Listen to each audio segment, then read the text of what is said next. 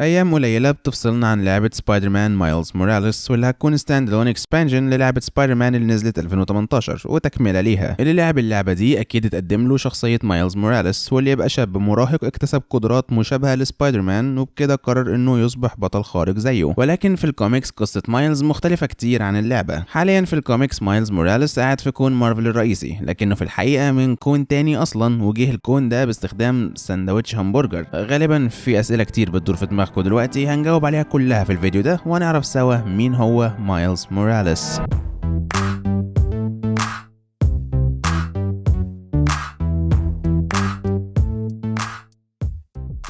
أول ظهور لشخصية مايلز موراليس كانت لنسخته في كون إيرث رقم 1610 المعروف أيضا ب The Ultimate Universe، وده يبقى واحد من ضمن أكوان مارفل المتعددة في المالتيفيرس العملاق بتاعها اللي بيمتد على مدار جميع أنواع الميديا. من ساعتها في نسخ تانية كتير ظهرت من مايلز في أكوان تانية، ولكننا هنركز فقط على النسخة الأصلية بتاعة إيرث 1610. الكون ده بيختلف بشكل كبير عن كون مارفل الرئيسي إيرث 616. الشخصيات تاريخهم مختلف ومصيرهم برضه مختلف. بيتر باركر في العالم ده اتحول لسبايدر مان برضه، لكن بدل ما يعضوا عنكبوت مشع عضوا عنكبوت متعالج بالجوبلين فورمولا اثناء زيارته لواحد من مقرات شركه اوزبون اندستريز. بس مش بيتر باركر هو اللي احنا عايزين نركز عليه في الفيديو ده، لان بعد تحول بيتر لسبايدر مان بفتره طويله بنعرف ان في حرامي اسمه آلان ديفيز اقتحم اوزبون اندستريز علشان يسرق حاجات من هناك، ولكن بدون ما ياخد باله واحد من العناكب اللي نورمان اوزبورن كان بيعمل تجارب عليها بالجوبلين فورمولا نط في الشنطه بتاعته، والحرامي ده رجع بالعنكبوت لبيته. القصه بعد كده بتنقلنا لطفل صغير اسمه مايلز جونزالو موراليس، واللي كان رايح يزور عمه، وهنا بنكتشف ان عمه يبقى آرون ديفيز الحرامي اللي سرق شركة اوزبورن. واثناء ما مايلز كان في شقته العنكبوت خرج من شنطة آرون وتسلل ناحية مايلز وعضه في ايده. مايلز اغمى عليه، وابوه افتكر ان آرون هو اللي عمل فيه حاجة وفضل يزعق فيه ويلومه هو. مايلز فضل يقول له ان آرون ما عملش حاجة، لكن ابوه ما كانش عايز يسمع، ومايلز جري وسابهم. ابو مايلز راح يدور عليه وفضل يندهله. مايلز كان واقف جنبه وبيقول له انا هنا، لكن ابوه ما كانش شايفه. ولما مايلز بص على نفسه اكتشف انه واخد شكل الحيطه اللي وراه زي الكاموفلاج او التمويه بتاع بعض انواع العناكب. مايلز من الصدمه فضل يجري، وهو بيجري لقى نفسه اسرع واكثر لياقه لما اكتشف انه بقى ينط مسافات عاليه قوي، بل واثناء ما هو ماشي في بلطجي حاول يسرقه، ومايلز افقده وعيه بلمسه واحده بس، كان اللمسه دي كهربت البلطجي. ساعتها مايلز فورا راح لصاحبه جانكي لي وحكى له على كل حاجه بعد ما خلاه يوعده انه مش هيقول لحد، وهو وصاحبه بداوا يكتشفوا سوا القدرات الجديده اللي مايلز اكتسبها. مايلز موراليس اصبح عنده قدرات العنكبوت النسبيه زي سبايدر مان بالظبط، القوه والسرعه واللياقه وردود الافعال والمتانه والتوازن الخارقين، القدره على الالتصاق بالجدران وقدرات الشفاء السريع، وحتى السبايدر سنس اللي بتخليه يستشعر اي خطر قبل حدوثه. ولكن غير قدرات سبايدر مان اللي احنا عارفينها، مايلز اكتسب قدرات تانية اضافيه. مايلز بيقدر يتحول لشكل الحاجه اللي وراه هو والهدوم اللي لابسها كمان بشكل بيخليه كانه مختفي تماما، وبرضه عنده قدره البايو الكتروكاينيسيس اللي بتخليه يتحكم في كهرباء جسمه بشكل يخليه يطلعها من ايده ويصعق بيها الاعداء، بل ويدمر الاجهزه الالكترونيه كمان. لحد هنا احنا في الطبيعي كلنا هنتوقع انه يبدا يبقى بطل خارق وكده، لكن في الحقيقه مايلز ما كانش عايز يبقى بطل خارق. مايلز كان عايز يعيش حياه طبيعيه، علشان كده قرر انه مش هيعمل حاجه بالقدرات دي. القرار ده هيتغير لاحقا لما سبايدر مان الحقيقي بيتر باركر كان بيحارب جرين جوبلin، ولكن اثناء المعركه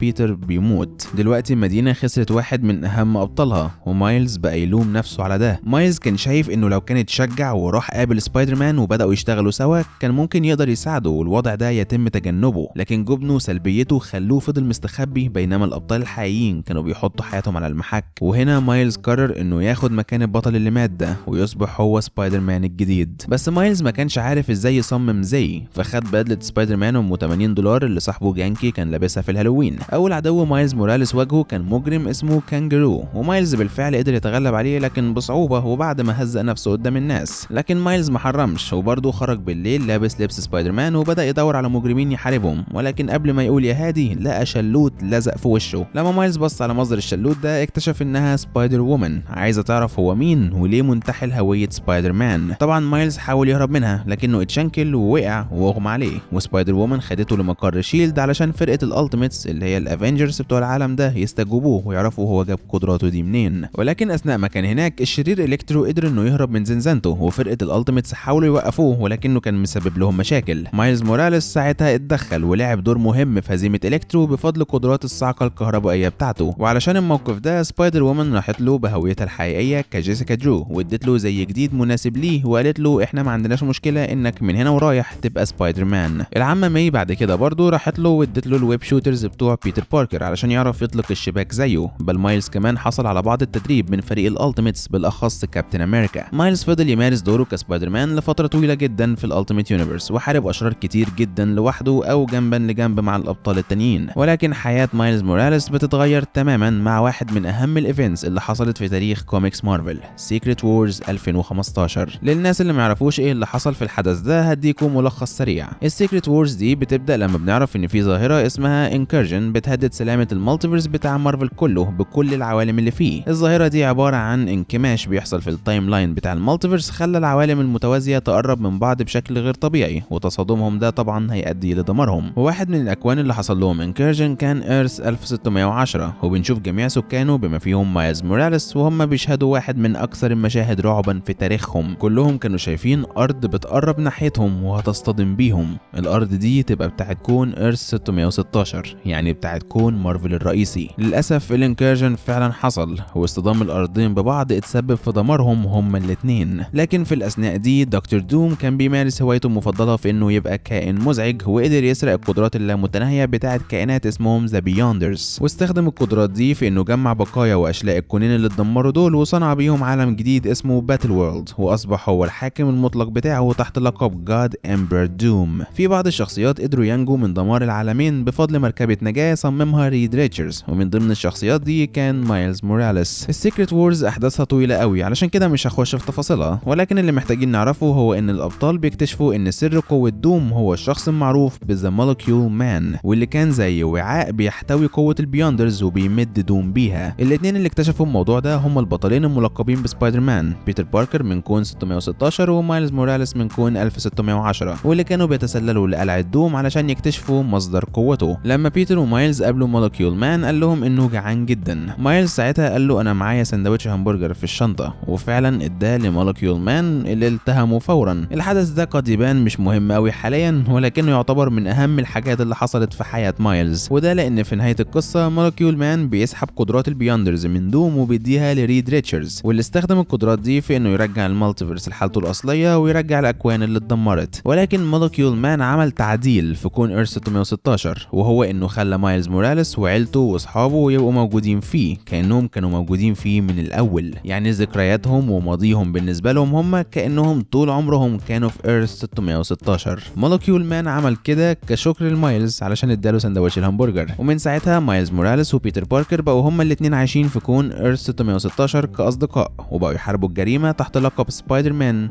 او الرجال العناكب. طب كده احنا فهمنا ان مايلز موراليس اللي اصبح سبايدر مان هو في الاصل من كون ايرث 1610. طب فين نسخته من كون ايرث 616؟ السؤال ده بنعرف اجابته لما مايلز بيواجه شرير اسمه التيميتم، واللي بنكتشف انه بيخطط انه يسيطر على المدينه كلها. ولكن التيميتم ده بيبدا يقول تفاصيل في حياه مايلز المفروض مايلز بس اللي يعرفها. مايلز بيساله انت بتقرا الافكار او حاجه، ولكن التيميتم بيقلع القناع بتاعه، وبنكتشف انه في الحقيقه يبقى مايلز موراليس بتاع كون ايرث 616. هو ده مايلز موراليس اللي كان في الكون ده من الاول خالص قبل السيكريت وورز وقبل ما مايلز بتاع ايرث 1610 يجي ايرث 616. التيميتم بيقول له انت مش من حقك تبقى هنا لان انا مايلز بتاع الكون ده، وبيكشف له انه بيخطط انه يرجعه تاني لكونه الاصلي. لكن لحسن الحظ في النهايه الخطه دي بتفشل لما مايلز بيقدر يهزمه بمساعده عمه ايرون ديفيز، واللي وقتها كان ملقب ببراولر. دي كده قصه مايلز موراليس، عرفنا هو مين، جه من انهي كون وازاي، وحتى اتعرفنا على نسخته الثانيه في كون مارفل الرئيسي. لو عجبكم الفيديو ما تنسوش لايك وشير وسبسكرايب مع تفعيل جرس التنبيهات علشان ما تفوتوش اي فيديو جديد. ما تنسوش لايك لصفحه الفيسبوك اللي الرابط بتاعها مكتوب على الشاشه، وهسيبه لكم برضه في الديسكربشن.